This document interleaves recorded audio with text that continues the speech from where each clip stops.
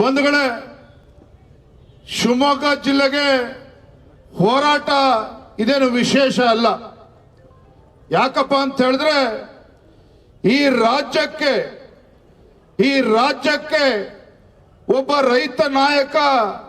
ರೈತ ನಾಯಕನನ್ನ ಕೊಟ್ಟಿರ್ತಕ್ಕಂಥ ಸನ್ಮಾನ್ಯ BS ಯಡಿಯೂರಪ್ಪನಂತ ಹೋರಾಟಗಾರರನ್ನ ಕೊಟ್ಟಿರ್ತಕ್ಕಂಥ ನಮ್ಮ ಹೆಮ್ಮೆ ಜಿಲ್ಲೆ ಶಿವಮೊಗ್ಗ ಜಿಲ್ಲೆ. ಇವತ್ತು ಶಿವಮೊಗ್ಗ ಜಿಲ್ಲೆಯೆಲ್ಲ ನಮ್ಮ ರೈತರ ನೇತೃತ್ವದಲ್ಲಿ ಇವತ್ತು ರಾಜ್ಯದಲ್ಲಿರ್ತಕ್ಕಂಥ ರೈತರ ಪರವಾಗಿ, ನಮ್ಮ ಜಿಲ್ಲೆಯ ರೈತರ ಪರವಾಗಿ ನಾವು ಹೋರಾಟವನ್ನು ಹಮ್ಮಿಕೊಂಡಿದ್ದೇವೆ. ಯಾತಕ್ಕೋಸ್ಕರ ಹೋರಾಟ? ಇಡೀ ರಾಜ್ಯದಲ್ಲಿ ಇವತ್ತು ಒಳ್ಳೆ ರೀತಿ ಮುಂಗಾರು ಆದರೂ ಸಹ, ಸಾಕಷ್ಟು ಮಳೆ ಆದರೂ ಸಹ ರಾಜ್ಯ ಸರ್ಕಾರದ ಬೇಜವಾಬ್ದಾರಿತನದಿಂದ ಇವತ್ತು ಗುಲ್ಬರ್ಗ ಇರ್ಬೋದು, ರಾಜ್ಯದ ಬೇರೆ ಬೇರೆ ಜಿಲ್ಲೆಗಳಲ್ಲಿ ರೈತರು ಇವತ್ತು ರಸಗೊಬ್ಬರದ ಕೊರತೆಯಿಂದಾಗಿ ಇವತ್ತು ಬೀದಿಗಿಳಿದು ಹೋರಾಟವನ್ನು ಮಾಡ್ತಾ ಇದ್ದಾರೆ. ನಮ್ಮ ಜಿಲ್ಲೆಯಲ್ಲೂ ಕೂಡ ಇವತ್ತು ಬಗರು ಕುಂಬಿರ್ಬೋದು, ರೈತರ ಸಮಸ್ಯೆಗಳನ್ನು ತೆಗೆದುಕೊಂಡು ನಾವು ಕೂಡ ರೈತರ ಪರವಾಗಿ ಇವತ್ತು ಹೋರಾಟವನ್ನು ಕೈಗೆತ್ತಿಕೊಂಡಿರ್ತಕ್ಕಂಥದ್ದು. ಬಂಧುಗಳು, ಇವತ್ತು ನನಗೆ ಒಂದು ವಿಚಾರ, ಇವತ್ತು ರಾಜ್ಯ ಸರ್ಕಾರದ ಬಗ್ಗೆ, ಮುಖ್ಯಮಂತ್ರಿಗಳ ಬಗ್ಗೆ ನನಗೆ ಅರ್ಥ ಆಗ್ತಾ ಇಲ್ಲ. ಇವತ್ತು ರಾಜ್ಯದಲ್ಲಿ ಇವತ್ತು ಕಾಂಗ್ರೆಸ್ ಪಕ್ಷ ಅಧಿಕಾರಕ್ಕೆ ಬಂದಿದೆ ಅಂತ ಹೇಳಿದ್ರೆ, ಸಿದ್ದರಾಮಯ್ಯನವರು ಇವತ್ತು ರಾಜ್ಯದ ಮುಖ್ಯಮಂತ್ರಿಗಳು ಆಗಿದ್ದಾರೆ ಅಂತ ಹೇಳಿದ್ರೆ, ಈ ರಾಜ್ಯದ ಈ ಜಿಲ್ಲೆಯಲ್ಲಿರ್ತಕ್ಕಂಥ ರೈತರು ಇವರಿಗೆ ಮತವನ್ನ ಕೊಟ್ಟಿಲ್ವಾಗದೆ ಕಾಂಗ್ರೆಸ್ ಪಕ್ಷಕ್ಕೆ. ರೈತರು ಇವರಿಗೆ ಮತವನ್ನ ಕೊಡದೆ ಹೋಗಿದ್ದಿದ್ರೆ, ರಾಜ್ಯದ ರೈತರು ಓಟನ್ನ ಹಾಕದೆ ಹೋಗಿದ್ರೆ ಇವತ್ತು ಕಾಂಗ್ರೆಸ್ ಪಕ್ಷ ರಾಜ್ಯದಲ್ಲಿ ಅಧಿಕಾರಕ್ಕೆ ಬರೋದಕ್ಕೆ ಸಾಧ್ಯ ಆಗ್ತಾ? ಇವತ್ತು ಸಿದ್ದರಾಮಯ್ಯನವರು ಮುಖ್ಯಮಂತ್ರಿ ಆಗೋದಕ್ಕೆ ಸಾಧ್ಯ ಆಗ್ತಾ ಇತ್ತಾ? ಇವತ್ತು ಸಚಿವರು ಇವತ್ತು ಓಡಾಟ ಮಾಡೋದಕ್ಕೆ ಸಾಧ್ಯ ಆಗ್ತಾ ಇತ್ತ? ನಾನು ಈ ವೇದಿಕೆ ಮೂಲಕ ರಾಜ್ಯ ಸರ್ಕಾರಕ್ಕೆ, ಮುಖ್ಯಮಂತ್ರಿಗಳಿಗೆ ಕೇಳೋದಕ್ಕೆ ಇಚ್ಛೆ ಪಡ್ತೇನೆ. ಸನ್ಮಾನ್ಯ ಸಿದ್ದರಾಮಯ್ಯನವರೇ, ಯಾಕೆ ಇವತ್ತು ರಾಜ್ಯದ ರೈತರ ಬಗ್ಗೆ ನಿಮಗೆ ತಾತ್ಸಾರ? ಯಾಕೆ ಇವತ್ತು ನಮ್ಮ ಶಿವಮೊಗ್ಗ ಜಿಲ್ಲೆ ರೈತರ ಬಗ್ಗೆ, ನಾಡಿನ ರೈತರ ಬಗ್ಗೆ ಯಾಕೆ ಇವತ್ತು ದ್ವೇಷವನ್ನ ಇವತ್ತು ಕಾಡ್ತಾ ಇದ್ದೀರಿ ಸಿದ್ದರಾಮಯ್ಯನವರೇ? ಇವತ್ತು ರೈತರು ಇವತ್ತು ಕಂಗಾಲಾಗಿದ್ದಾರೆ ಇವತ್ತು ಕಾಂಗ್ರೆಸ್ ಸರ್ಕಾರದ ಆಡಳಿತಾವಧಿಯಲ್ಲಿ.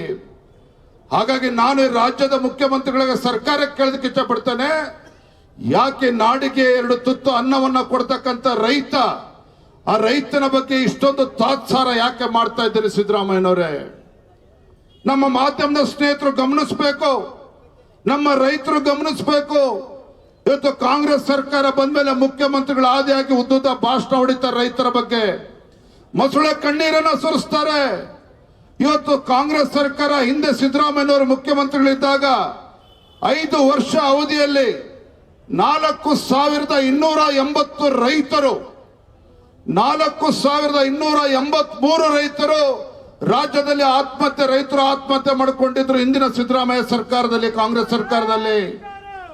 ಈ ಬಾರಿ ಕಾಂಗ್ರೆಸ್ ಸರ್ಕಾರ ಬಂದು 2.5 ವರ್ಷಗಳು ಕಳೀತಾ ಇದೆ. ಕಳೆದ 2.5 ವರ್ಷದಲ್ಲಿ ಕರ್ನಾಟಕ ರಾಜ್ಯದಲ್ಲಿ ಇವತ್ತು 980 ರೈತರು ಇವತ್ತು ಆತ್ಮಹತ್ಯೆ ಮಾಡಿಕೊಂಡಿದ್ದಾರೆ ಕಾಂಗ್ರೆಸ್ ಸರ್ಕಾರ ರಾಜ್ಯದಲ್ಲಿ ಅಧಿಕಾರಕ್ಕೆ ಬಂದ ನಂತರದಲ್ಲಿ. ಇವತ್ತು ರೈತರ ಬಗ್ಗೆ ಮೊಸಳೆ ಕಣ್ಣೀರು ಹಾಕ್ತೀರಾ? ರೈತರ ಬಗ್ಗೆ ಮಾತನಾಡ್ತೀರಾ ಕಾಂಗ್ರೆಸ್ನವರು? ಇವತ್ತು ನರೇಂದ್ರ ಮೋದಿಜಿಯವರು ಕೇಂದ್ರ ಸರ್ಕಾರ ಮುಂಗಾರು ಇವತ್ತು ಚೆನ್ನಾಗಿ ಆಗಿದೆ ಅಂತ ಹೇಳಿ ದೇಶದ ಎಲ್ಲ ರಾಜ್ಯಗಳಿಗೆ ಇವತ್ತು ಸರಿಯಾಗಿರ್ತಕ್ಕಂಥ ಯೂರಿಯಾವನ್ನ ಸಾಗಣೆ ಮಾಡತಕ್ಕಂಥ ಕೆಲಸ ಮಾಡಿದ್ದಾರೆ. ನಮ್ಮ ಕರ್ನಾಟಕ ರಾಜ್ಯಕ್ಕೆ 8,23,000 ಮೆಟ್ರಿಕ್ ಟನ್ ಅಷ್ಟು ಇವತ್ತು ಯೂರಿಯಾವನ್ನ ನಮ್ಮ ರಾಜ್ಯಕ್ಕೆ ಕಳಿಸ್ಕೊಟ್ಟಿರ್ತಕ್ಕಂಥದ್ದು. ಅದು ಏನಾಗಿದೆ ಇವತ್ತು? ಒಂದು ಕಡೆ ರಾಜ್ಯ ಸರ್ಕಾರ ಕಣ್ಮುಚ್ಕೊಂಡು ಕೂತಿದ್ದಾರೆ, ಮುಖ್ಯಮಂತ್ರಿಗಳು ಕಣ್ಮುಚ್ಕೊಂಡು ಕೂತಿದ್ದಾರೆ. ಇವತ್ತು ರಾಜ್ಯದಲ್ಲಿ ಯಾವುದೇ ಜಿಲ್ಲೆಗೆ ಹೋದ್ರೂ ಸಹ ಈ ರಾಜ್ಯದಲ್ಲಿ ಕೃಷಿ ಸಚಿವರು ಯಾರು ಅಂತೇಳಿ ರೈತರಿಗೂ ಗೊತ್ತಿಲ್ಲ, ಯಾರಿಗೂ ಕೂಡ ಗೊತ್ತಿಲ್ಲ. ಈ ರಾಜ್ಯದ ಕೃಷಿ ಸಚಿವರು ಯಾರು ಅಂತಾನೆ ಗೊತ್ತಿಲ್ಲ. ಇವತ್ತು ಇಂಥ ಪರಿಸ್ಥಿತಿ ರಾಜ್ಯದಲ್ಲಿ ನಿರ್ಮಾಣ ಆಗಿದೆ. ಕಾರಣ ಈ ರಾಜ್ಯದ ರೈತರ ಮೇಲೆ ಯಾವ ರೀತಿ ಕಾಳಜಿ ಇಟ್ಕೊಂಡಿದ್ದಾರೆ ಕಾಂಗ್ರೆಸ್ ಸರ್ಕಾರ ಅಂತೇಳಿ ತಾವೆಲ್ಲರೂ ಕೂಡ ಯೋಚನೆ ಮಾಡಬೇಕಾಗಿದೆ. ಬಂಧುಗಳೇ, ನಿಮಗೆ ಗೊತ್ತಿರಲಿ, ದಿನನಿತ್ಯ ಪತ್ರಿಕೆಗಳಲ್ಲಿ, ದೃಶ್ಯ ಮಾಧ್ಯಮಗಳೆಲ್ಲ ನೋಡ್ತಾ ಇದ್ದೇವೆ. ಇಡೀ ರಾಜ್ಯದಲ್ಲಿ ಎಲ್ಲ ಜಿಲ್ಲೆಗಳಲ್ಲಿ ರೈತರು ಬೀದಿಗಿಳಿದು ರಸಗೊಬ್ಬರದ ಬಗ್ಗೆ ಹೋರಾಟ ಮಾಡ್ತಾ ಇದ್ದಾರೆ. ರೈತರು ಕಣ್ಣೀರು ಹಾಕ್ತಾ ಇದ್ದಾರೆ, ಮಣ್ಣು ಮುಕ್ತಕ್ಕಂತ ಪರಿಸ್ಥಿತಿ ನಿರ್ಮಾಣ ಮಾಡಿದ್ದಾರೆ ಕಾಂಗ್ರೆಸ್ ಸರ್ಕಾರ. ಇವತ್ತು ನಮ್ಮ ಕೇಂದ್ರ ಸರ್ಕಾರ 8,23,000 ಮೆಟ್ರಿಕ್ ಟನ್ ಅಷ್ಟು ಇವತ್ತು ಯೂರಿಯಾ ಕಳಿಸ್ಕೊಟ್ರೆ, ಇವತ್ತು ಚಲುನಾರಾಯಣ ಸ್ವಾಮಿ ಹೇಳ್ತಾರೆ ಇವತ್ತು ರಸಗೊಬ್ಬರದ ಯಾವುದೇ ಕೊರತೆ ಇಲ್ಲ ಅಂತೇಳಿ 1 ವಾರದ ಕೆಳಗೆ ಹೇಳ್ತಾರೆ. ರೈತರು ಬೀದಿಗಿಳಿದು ಹೋರಾಟ ಹೆಚ್ಚಾದ ಮೇಲೆ ಮತ್ತೆ ಹೇಳಿಕೆ ಕೊಡ್ತಾರೆ, ಕೇಂದ್ರ ಸರ್ಕಾರ ನರೇಂದ್ರ ಮೋದಿಜಿ ರಸಗೊಬ್ಬರ ಸರಿಯಾಗಿ ಕೊಡ್ತಾ ಇಲ್ಲ ಅಂತೇಳಿ ಕೇಂದ್ರ ಸರ್ಕಾರದ ಮೇಲೆ ದೂರ್ತಾರೆ. ನಾನು ಈ ರಾಜ್ಯದ ಮುಖ್ಯಮಂತ್ರಿ ಕೇಳೋದಕ್ಕೆ ಇಚ್ಛೆ ಪಡ್ತೇನೆ, ಈ ರಾಜ್ಯದಲ್ಲಿ ಇವತ್ತು ರಸಗೊಬ್ಬರ ಓಪನಿಂಗ್ ಸ್ಟಾಕ್ 2,50,000 ಮೆಟ್ರಿಕ್ ಟನ್ ಅಷ್ಟು ಇವತ್ತು ರಸಗೊಬ್ಬರ ಇವತ್ತು ದಾಸ್ತಾನು ಸ್ಟಾಕ್ ಇದೆ ಅಂತ ಹೇಳಿದ್ರಿ. ಎಲ್ಲೋಯ್ತು ಸ್ವಾಮಿ? ಎಲ್ಲೋಯ್ತು 2,50,000 ಮೆಟ್ರಿಕ್ ಟನ್ ಅಷ್ಟು? ಎಲ್ಲವೂ ಕೂಡ ಇವತ್ತು ಕಾಳ ಸಂತೆನಲ್ಲಿ ಇವತ್ತು ಮಾರಾಟ ಮಾಡ್ತಕ್ಕಂಥ ಕೆಲಸ ಆಗಿದೆ. ಈ ಮಾತನ್ನ ಸ್ವತಃ ಮುಖ್ಯಮಂತ್ರಿಗಳನ್ನೇ ಹೇಳಿದ್ದಾರೆ. ಅಧಿಕಾರಿಗಳ ಸಭೆಯನ್ನ ಕರೆದು ನನ್ನ ಮುಖ್ಯಮಂತ್ರಿಗಳು ಯಾರು ಇವತ್ತು ಅಧಿಕಾರಿಗಳಿಗೆ ತಾಕೀತು ಮಾಡ್ತಕ್ಕಂಥ ಕೆಲಸ ಮಾಡಿದ್ದಾರೆ. ಮಾನ್ಯ ಮುಖ್ಯಮಂತ್ರಿಗಳೇ, ಕಳೆದ 1 ತಿಂಗಳಿಂದ ಸಾಕಷ್ಟು ಮಳೆ ಆಗ್ತಾ ಇದೆ. ಈ ಬಾರಿ ರಾಜ್ಯದಲ್ಲಿ ಹೆಚ್ಚು ಬಿತ್ತನೆ ಆಗ್ತದೆ ಅಂತೇಳಿ ಅರಿವು ನಿಮಗಿರ್ಲಿಲ್ವಾ? ನಿಮ್ಮ ಕೃಷಿ ಸಚಿವರಿಗೆ ಅರಿವಿರ್ಲಿಲ್ವಾ? ಹಾಗಾದ್ರೆ ಮಾತೆತ್ತರ ದೆಹಲಿಗೂ ಕೂತ್ಕೊಳ್ತಾರೆ ಕಾಂಗ್ರೆಸ್ನವರು, ಮುಖ್ಯಮಂತ್ರಿಗಳಾದಾಗೆ ಸಚಿವ ಸಂಪುಟದವರು. ತಿಂಗಳಲ್ಲಿ 3 ಬಾರಿ 4 ಬಾರಿ ದೆಹಲಿಗೆ ಹೋಗಿ ಅಲ್ಲಿ ರಾಹುಲ್ ಗಾಂಧಿ, ಸೋನಿಯಾ ಗಾಂಧಿ ಅಲ್ಲಿ ಗೇಟ್ ಹತ್ರ ಕೂತ್ಕೊಳ್ತಿರಲ್ಲ. ಅದ್ರ ಬದಲು ಈ ನಾಡಿನ ರೈತನ ಬಗ್ಗೆ ಕಾಳಜಿ ಇದ್ದಿದ್ದೇ ಆಗಿದ್ರೆ ಇವತ್ತು ರಾಜ್ಯದಲ್ಲಿ ರೈತರು ಬೀದಿಗಿಳಿದು ಹೋರಾಟ ಮಾಡ್ತಕ್ಕಂಥ ಪರಿಸ್ಥಿತಿ ನಿರ್ಮಾಣ ಆಗ್ತಿರ್ಲಿಲ್ಲ. ಇವತ್ತು ಈ ಜಿಲ್ಲೆಯ ಸಚಿವರು ಜ್ಞಾನೇಂದ್ರಣ್ಣವರು ಎಲ್ಲ ರಾಘಣ್ಣವರು ಎಲ್ಲರೂ ಹಿರಿಯರು ಮಾತನಾಡ್ತಾ ಹೇಳಿದ್ರು, ಹಿಂದೆ ಶಾಸಕರಿದ್ದಾಗ ಅವರು ಸೊರಬ ಕ್ಷೇತ್ರದ ಶಾಸಕರಾಗಿ ವಿರೋಧ ಪಕ್ಷದ ಸ್ಥಾನದಲ್ಲಿ ಕೂತಾಗ ಸ್ವರ್ಬಾರಿಂದ ಶಿವಮೊಗ್ಗಕ್ಕೆ ಪಾದಯಾತ್ರೆ ಮಾಡಿದ್ರಂತೆ. ವಿರೋಧ ಪಕ್ಷದಲ್ಲಿದ್ದಾಗ ಪಾದಯಾತ್ರೆ ಮಾಡಿದ್ರು. ಆದ್ರೆ ಇವತ್ತು ಯಾಕೆ ಉಸ್ತುವಾರಿ ಸಚಿವರಿಗೆ ಅಧಿಕಾರಕ್ಕೆ ಬಂದ ಮೇಲೆ ನಮ್ಮ ಜಿಲ್ಲೆಯ ರೈತರು ಇವತ್ತು ಮರ್ತೋಗಿದ್ದಾರೆ? ಹಾಗಾದ್ರೆ ಈ ಸಚಿವರಿಗೆ ಇವತ್ತು ಸಚಿವರಾಗಿ ಉಸ್ತುವಾರಿ ಸಚಿವರಾದ ಮೇಲೆ ಏನು ವಿರೋಧ ಪಕ್ಷದಲ್ಲಿದ್ದಾಗ ರೈತರ ಪರವಾಗಿ ಹೋರಾಟ ಮಾಡ್ತಿದ್ರಲ್ಲ, ಇವತ್ತು ಅಧಿಕಾರಕ್ಕೆ ಬಂದ ನಂತರದಲ್ಲಿ ಜಿಲ್ಲೆಯ ರೈತರು ಇವತ್ತು ಬಗರುಕುಂ ಸಾಗುವಳಿದಾರರು ಅವ್ರ ಬಗ್ಗೆ ಇವತ್ತು ಕಾಳಜಿ ಮರ್ತೋಗಿದೆ. ಇವತ್ತು ರೈತರ ಬಗ್ಗೆ ಮರ್ತೋಗಿದೆ ಇವತ್ತು ಉಸ್ತುವಾರಿ ಸಚಿವರಿಗೆ. ನಾನು ಹೇಳ್ತಾ ಇದ್ದೇನೆ, ಇವತ್ತು ವೇದಿಕೆ ಮೂಲಕ ಸಚಿವರಿಗೆ ಇವತ್ತು ಹೋರಾಟ ಮರ್ತೋಗಿದೆ. ಅಧಿಕಾರ ಸಿಕ್ಕಿದೆ, ಅಧಿಕಾರದ ಅಮಲಿನಲ್ಲಿ ಇವತ್ತು ಹೋರಾಟ ಮರ್ತೋಗಿದೆ. ಬರೀ ಹಾರಾಟವನ್ನ ಮಾಡ್ತಾ ಇದ್ದಾರೆ. ಇವತ್ತು ಜಿಲ್ಲೆನಲ್ಲಿ ಹಾರಾಟವನ್ನ ಮಾಡ್ತಾ ಇದ್ದಾರೆ. ನಾನಿವತ್ತು ವೇದಿಕೆ ಮೂಲಕ ಎಚ್ಚರಿಕೆ ಕೊಡೋದಕ್ಕೆ ಇಚ್ಛೆ ಪಡ್ತೇನೆ. ನಿಮ್ಮ ಗೊಡ್ಡು ಬೆದರಿಕೆಗೆ ಹೆದರ್ತಕ್ಕಂತ ಪ್ರಶ್ನೆ ಇಲ್ಲ. ಭಾರತೀಯ ಜನತಾ ಪಾರ್ಟಿ ಆಗಲಿ, ಜಿಲ್ಲೆಯ ರೈತರಿಗೆ ಇವತ್ತು ಶಕ್ತಿ ಇದೆ, ತಾಕತ್ತಿದೆ. ಯಡಿಯೂರಪ್ಪರು ನಮಗೆ ಹೋರಾಟ ಏನು ಅಂತೇಳಿ ಹೇಳ್ಕೊಟ್ಟಿದ್ದಾರೆ. ನಿಮ್ಮಿಂದ ಅದನ್ನು ಕಲಿತಕ್ಕಂತ ಅವಶ್ಯಕತೆ ಇಲ್ಲ. ಇವತ್ತು ಪಾಪ ಉಸ್ತುವಾರಿ ಸಚಿವರಿಗೆ ಅಧಿಕಾರ ಬಂದ್ಮೇಲೆ ಶಿಷ್ಟಾಚಾರದ ಬಗ್ಗೆ ನೆನಪಾಗ್ತದೆ, ಆದ್ರೆ ಜಿಲ್ಲೆಯ ರೈತರ ಬಗ್ಗೆ ಇವತ್ತು ನೆನಪಾಗ್ತಾ ಇಲ್ಲ. ಇದು ಈ ಸಚಿವರಿಗೆ ಜಿಲ್ಲೆಯ ರೈತರ ಬಗ್ಗೆ ಇರ್ತಕ್ಕಂತ ಕಾಳಜಿ ಏನು ಅಂತೇಳಿ ಇವತ್ತು ಗೊತ್ತಾಗ್ತದೆ. ಆತ್ಮೀಯ ಕಾರ್ಯಕರ್ತ ಬಂಧುಗಳ, ರೈತ ಬಾಂಧವರೇ, ಇವತ್ತು ನಮ್ಮ ಶಿವಮೊಗ್ಗ ಜಿಲ್ಲೆನಲ್ಲಿ ಸಾಕಷ್ಟು ಇವತ್ತು ಅರಣ್ಯ ಭೂಮಿ ಸಾಗುವಳಿ ಸಮಸ್ಯೆ ಬಗ್ಗೆ ಹೆಚ್ಚೆಚ್ಚು ಚರ್ಚೆ ಆಗ್ತಾ ಇದೆ. ನಮಗೆ ಗೊತ್ತಿರಬೇಕು, ಇವತ್ತು ನಮ್ಮ ಜಿಲ್ಲೆನಲ್ಲಿ 2 ರೀತಿಯ ಅರಣ್ಯ ಭೂಮಿ ಸಾಗುವಳಿ ಸಮಸ್ಯೆ ಇದೆ.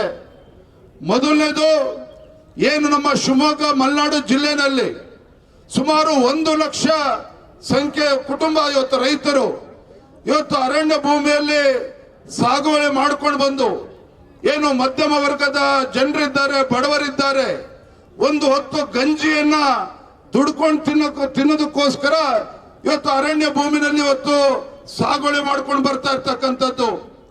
ಇವರೆಲ್ಲರ 1 ಲಕ್ಷ ಕುಟುಂಬ ರೈತರ ಅರ್ಜಿಗಳೇನಿದ್ದಾವೆ, ಈ ಅರ್ಜಿಗಳು ಮಂಜೂರಾತಿ ಅರಣ್ಯ ಹಕ್ಕು ಸಮಿತಿ ಮುಂದೆ ಅರ್ಜಿಯನ್ನು ಸಲ್ಲಿಸಿಕೊಂಡು ಇವತ್ತು ಕಾಯ್ತಾ ಇದ್ದಾರೆ.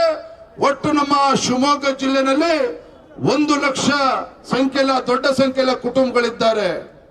ಎರಡನೇದು ಅಂತ ಹೇಳಿದ್ರೆ ಇವತ್ತು ಕಂದಾಯ ಇಲಾಖೆಯಲ್ಲಿ RTC ದಾಖಲೆಯಲ್ಲಿ ಗೋಮಾಳು ಮುಪ್ಪತ್ತು ಮತ್ತು ಸರ್ಕಾರಿ ಬಂಜರು ಇರ್ತಕ್ಕಂಥ ಭೂಮಿಗಳನ್ನ ಕಂದಾಯ ಇಲಾಖೆ ದಾಖಲೆ ಪ್ರಕಾರ ಸ್ವಾತಂತ್ರ್ಯ ಪೂರ್ವದಲ್ಲಿ ಏನು ತಹಶೀಲ್ದಾರ್ಗಳಿಗೆ ಇರುವ ಅಧಿಕಾರವನ್ನು ಬಳಸಿಕೊಂಡು ಅಧಿಕೃತವಾಗಿ ಅದನ್ನ ಮಂಜೂರು ಮಾಡಿದ್ರು ಹಿಂದೆ. ಆದ್ರೆ ಇವತ್ತು ಇತ್ತೀಚಿನ ದಿನಗಳಲ್ಲಿ ಒಂದು 20 ವರ್ಷಗಳಲ್ಲಿ ಇವತ್ತು ಬಗರಕು ಮಂಜೂರಾತಿ ಆಯ್ಕೆ ಸಮಿತಿ ಇದೆ. ಶಾಸಕರ ನೇತೃತ್ವದಲ್ಲಿ ತಹಶೀಲ್ದಾರ್ ಒಳಗೊಂಡಂತ ಸಮಿತಿಯಲ್ಲಿ ಮಂಜೂರು ಮಾಡಿರ್ತಕ್ಕಂಥ ಈ ಭೂಮಿಗಳ ಫಲಾನುಭವಿಗಳ ಸಂಖ್ಯೆ ನಮ್ಮ ಜಿಲ್ಲೆನಲ್ಲಿ 35,000 ಇದೆ. ಇವತ್ತು ರೈತರು 35,000 ರೈತರಿದ್ದಾರೆ. ಇವತ್ತು ಬ್ರಿಟಿಷ್ ಕಾಲದಲ್ಲಿ ಅವತ್ತೇನು ಫಾರೆಸ್ಟ್ ಅಂತೇಳಿ ನೋಟಿಫಿಕೇಶನ್ ಮಾಡಿರೋದನ್ನ ಅಂದಿನ ಅಧಿಕಾರಿಗಳು RTC ನಲ್ಲಿ ನಮೂದು ಮಾಡದೇ ಇರತಕ್ಕಂಥ ಪರಿಣಾಮವಾಗಿ ಏನು ಆ ಕಾಲಘಟ್ಟದಲ್ಲಿ ಅಧಿಕಾರಿಗಳು RTC ನಲ್ಲಿ ನಮೂದು ಮಾಡದೇ ಇರತಕ್ಕಂಥ ಪರಿಣಾಮವಾಗಿ ಅವತ್ತು RTC ಪ್ರಕಾರದಲ್ಲಿ ಕಂದಾಯ ಭೂಮಿ ಅಂತೇಳಿ ಇದ್ದಿದ್ದಕ್ಕೋಸ್ಕರ ಈ ಭೂಮಿಯನ್ನ ಕಂದಾಯ ಕಾಯ್ದೆ ಪ್ರಕಾರ ಕಾನೂನುಬದ್ಧವಾಗಿ ಮಂಜೂರಾಗಿರ್ತಕ್ಕಂಥದ್ದು. ಆದ್ರೆ ಇವತ್ತು ಯಾರೋ ಪರಿಸರವಾದಿಗಳು ನ್ಯಾಯಾಲಯಕ್ಕೆ ಅರ್ಜಿ ಹಾಕಿ ಇವತ್ತು ತೀರ್ಪು ಬಂದಿರತಕ್ಕಂಥ ಸಂದರ್ಭದಲ್ಲಿ ಆ ರೈತರನ್ನ ಆ ಬಡವರನ್ನ ಇವತ್ತು ಒಕ್ಕಲೆಬ್ಬಿಸ್ತಕ್ಕಂಥ ಕೆಲಸ ಇವತ್ತು ಜಿಲ್ಲೆನಲ್ಲಿ ಆಗ್ತಾ ಇದೆ. ಸಾಗರ AC ಅವರು ಇರ್ಬೋದು, ಶಿವಮೊಗ್ಗ ಜಿಲ್ಲೆಯಲ್ಲಿ ಇರ್ತಕ್ಕಂಥ ಅಸಿಸ್ಟೆಂಟ್ ಕಮಿಷನರ್ ಇರ್ಬೋದು, ಈ ರೈತರನ್ನ ಒಕ್ಕಲೆಬ್ಬಿಸ್ತಕ್ಕಂಥ ಕೆಲಸ ಮಾಡ್ತಾ ಇದ್ದಾರೆ. ಎಂತ ದುಷ್ಟ ಕೆಲಸ ಆಗಿದೆ ಅಂತ ಹೇಳಿದ್ರೆ, ಪಾಪ ರೈತರು ಬೆಳೆದಿರ್ತಕ್ಕಂಥ ಅಡಿಕೆ ತೋಟವನ್ನ ಇವತ್ತು ಅಮಾನುಷವಾಗಿ ಕಡಿತಕ್ಕಂಥ ಕೆಲಸವೂ ಕೂಡ ಇವತ್ತು ನಮ್ಮ ಜಿಲ್ಲೆಯಲ್ಲಿ ಆಗಿರ್ತಕ್ಕಂಥದ್ದು. ನಾನು ವೇದಿಕೆ ಮೂಲಕ ನಾನು ರಾಜ್ಯ ಸರ್ಕಾರಕ್ಕೆ, ಸಚಿವರಿಗೆ ಇವತ್ತು ನಾನು ಒತ್ತಾಯ ಮಾಡ್ತೇನೆ, ಆಗ್ರಹ ಮಾಡ್ತೇನೆ. ಯಾವುದೇ ಕಾರಣಕ್ಕೂ ಇವತ್ತು ಕೋರ್ಟ್ ನಲ್ಲಿ ತೀರ್ಪು ಬಂದಿದೆ ಅಂತ ಹೇಳಿ ರೈತರಿಗೆ ನೋಟಿಸ್ ಅನ್ನ ಕೊಡ್ತಕ್ಕಂಥದ್ದನ್ನ ಅಧಿಕಾರಿಗಳು ತತ್ಕ್ಷಣ ನಿಲ್ಲಿಸಬೇಕು. ಯಾವುದೇ ಕಾರಣಕ್ಕೂ ಅವರ ಜಮೀನುಗಳಿಗೆ ಹೋಗಿ ಅಡಿಕೆ ಕಡಿತಕ್ಕಂಥದ್ದು, ಮರ ಕಡಿತಕ್ಕಂಥದ್ದು ದುಸ್ಸಾಹಸಕ್ಕೆ ಮತ್ತೆ ನಾವು ಕೈ ಹಾಕಿದ್ರೆ ಇವತ್ತು ಭಾರತೀಯ ಜನತಾ ಪಾರ್ಟಿ ರೈತ ಮೋರ್ಚಾ ಬೀದಿಗಿಳಿದು ನಾವು ಹೋರಾಟ ಮಾಡ್ತೇವೆ. ಜಿಲ್ಲೆನಲ್ಲಿ ಇವತ್ತು ಈ ರೈತರ ವಿಚಾರದಲ್ಲಿ ಹೋರಾಟವನ್ನು ತೆಗೆದುಕೊಂಡಂತ ಸಂದರ್ಭದಲ್ಲಿ ಇವತ್ತು ಕಾನೂನು ಸುವ್ಯವಸ್ಥೆಯನ್ನು ಹದಗೆಟ್ರೆ ಅದಕ್ಕೆ ರಾಜ್ಯ ಸರ್ಕಾರವೇ ಜವಾಬ್ದಾರಿಯನ್ನು ಹೊರಬೇಕಾಗ್ತದೆ. ಹಾಗಾಗಿ ಈ ಸಂದರ್ಭದಲ್ಲಿ ನಮ್ಮ ಎಲ್ಲ ಪಕ್ಷದ ಮುಖಂಡರಲ್ಲಿ, ರೈತ ನಾಯಕರಲ್ಲಿ ಇಷ್ಟನ್ನು ಹೇಳಲಿಕ್ಕೆ ಇಚ್ಛಪಡ್ತೇನೆ. ನಾವು ಭಾರತೀಯ ಜನತಾ ಪಾರ್ಟಿ, ನಾವು ರೈತ ಮೋರ್ಚಾ ನಮ್ಮ ಜಿಲ್ಲೆಯಲ್ಲಿ ಇರ್ತಕ್ಕಂಥ ರೈತರ ಪರವಾಗಿ ಇವತ್ತು ಬಗರುಕುಂ ವಿಚಾರದಲ್ಲಿರ್ಬೋದು, ಅರಣ್ಯ ಭೂಮಿಯಲ್ಲಿ ಸಾಗುವಳಿ ಮಾಡ್ತಕ್ಕಂಥ ರೈತರನ್ನ ಒಕ್ಕಲೆಬ್ಬಿಸ್ತಕ್ಕಂಥ ಕೆಲಸ ಇವತ್ತು ರಾಜ್ಯ ಸರ್ಕಾರ ಮುಂದುವರೆಸಿದ್ದೇ ಆದ್ರೆ ನಾವು ಯಾವುದೇ ಒಂದು ಹೋರಾಟಕ್ಕೆ ನಾವು ಸಿದ್ಧ ಇರಬೇಕಾಗ್ತದೆ. ರೈತರ ಪರವಾಗಿ ನಾವು ಧ್ವನಿ ಎತ್ತಬೇಕಾಗ್ತದೆ. ಯಾವುದೇ ಕಾರಣಕ್ಕೂ ಈ ನಾಡಿಗೆ 2 ತುತ್ತು ಅನ್ನವನ್ನ ಕೊಡ್ತಕ್ಕಂಥ ರೈತ ಅವನನ್ನ ಬೀದಿಗೆ ತರ್ತಕ್ಕಂಥ ಕೆಲಸ ಇವತ್ತು ರಾಜ್ಯ ಸರ್ಕಾರ ಮಾಡೋದಕ್ಕೆ ಹೊರಟಿದೆ. ಅದಕ್ಕೆ ಭಾರತೀಯ ಜನತಾ ಪಾರ್ಟಿ ಯಾವುದೇ ಕಾರಣಕ್ಕೂ ಅವಕಾಶ ಕೊಡೋದಿಲ್ಲ. ಸಂದರ್ಭ ಬಂದ್ರೆ ಪಾದಯಾತ್ರೆನಾದ್ರೂ ಮಾಡಿ ಇವತ್ತು ರೈತರಿಗೆ ಅನ್ಯಾಯ ಮಾಡೋದನ್ನ ತಡಿತಕ್ಕಂಥ ಕೆಲಸ ನಾವು ಮಾಡೋಣ ಅಂತೇಳಿ ಈ ಸಂದರ್ಭದಲ್ಲಿ ಹೇಳ್ತಾ ಇವತ್ತು ತುಂಬಾ ಸಂತೋಷ ಆಗಿದೆ. ಇಷ್ಟೊಂದು ಕಡಿಮೆ ಅವಧಿಯಲ್ಲಿ ನಾವು ಕರೆ ಕೊಟ್ಟಂತ ಸಂದರ್ಭದಲ್ಲಿ ಮೊನ್ನೆ ದಿನ ನಮ್ಗೆಲ್ಲರೂ ಕೂಡ ತಿಳಿಸಿದ್ವಿ. ಈ ರಾಜ್ಯದಲ್ಲಿ, ಜಿಲ್ಲೆಯಲ್ಲಿ ಏನು ರೈತರಿಗೆ ಅನ್ಯಾಯ ಆಗ್ತಾ ಇದೆ, ರೈತರ ಪರವಾಗಿ ನಾವು ಹೋರಾಟ ಮಾಡಬೇಕು ಅಂತ ಕರೆ ಕೊಟ್ಟಾಗ ದೊಡ್ಡ ಸಂಖ್ಯೆಯಲ್ಲಿ ನಮ್ಮೆಲ್ಲ ರೈತ ಬಂದವರು ಎಲ್ಲರೂ ಕೂಡ ಬಂದಿದ್ದಾರೆ. ನಮಗೆ ಭಾರತೀಯ ಜನತಾ ಪಾರ್ಟಿಯ ಪರವಾಗಿ, ಜಿಲ್ಲೆಯ ರೈತ ಮೋರ್ಚಾದ ಪರವಾಗಿ